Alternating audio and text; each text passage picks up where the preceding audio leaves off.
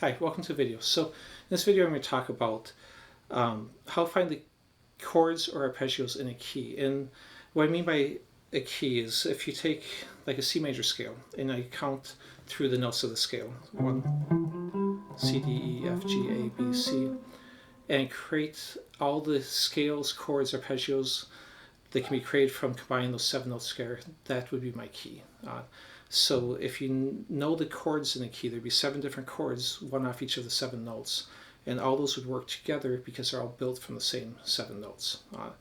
And even if that doesn't 100% make sense, basically what it comes down to is, let's say I've got a C chord.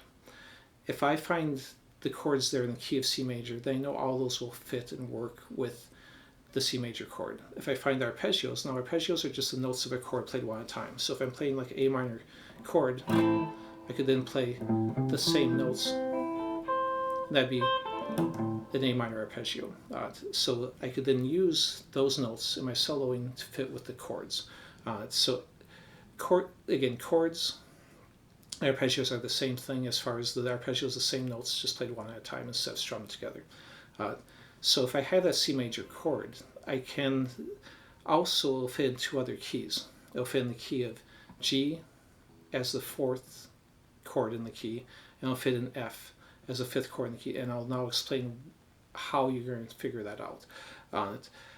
So every chord fits in 3 different keys.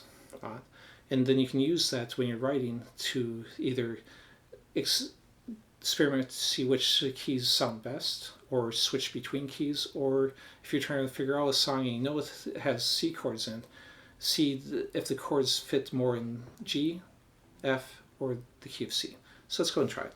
So all I'm going to do is take my C note. Now if you don't know the notes on the neck, all you need to know is the 6th and 5th string.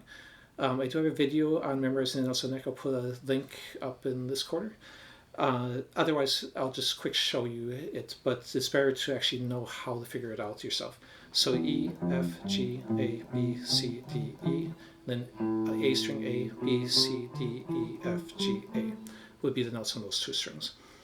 So if I, again, take that C and go directly below it, that would be considered the 4th of the key, or if I put a chord on it, the 4th chord of the key.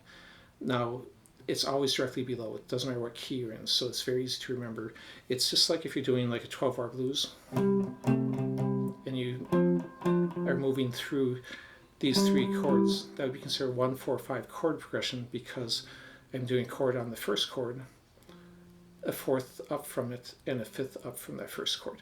And when I say 5th up, I'm just referring to if it's on C, D, E, F, G. The G would be the 5th chord because it's the 5 notes up from it. C, D, E, F. F would be the 4th chord. But you don't have to count through it. The 4 is always directly below it. And the 5th, if you think of a power chord, this is called a C5 because this is 5 notes higher than the root. So it's always the shape of a power chord. Will give you your 5 chord. So that if you start a chord on that note, that's your 5 chord. Now it doesn't matter if I'm starting a major chord, a power chord, it's still your 5 chord. Okay. So 1, 4, 5, those 3 notes, C, F, G, will give me, are my 3 major chords in the key. Now it doesn't matter if I play a C, F, G here, or if I play it wherever I want to play it, it doesn't matter. Now if I want to find the minors, I just have to do the same thing from the relative minor. So how do I find the relative minor? All I have to do is put my pinky on the major note, again the C, and lay my fingers down, 1 per fret. Where my first finger falls is my relative minor, or natural minor. It's also, if you just put down pentatonic, if my pinky is on the C, my first finger will be on my relative minor, which also tells you that I could play that pentatonic scale in the key of C and it would work. So over any of the chords that you're figuring out here, that scale would work, the natural minor scale would work, or relative minor, same thing. But anyways, let's get back to the chords. So now if you just go 1, 4, and 5 from that relative minor note, that's A.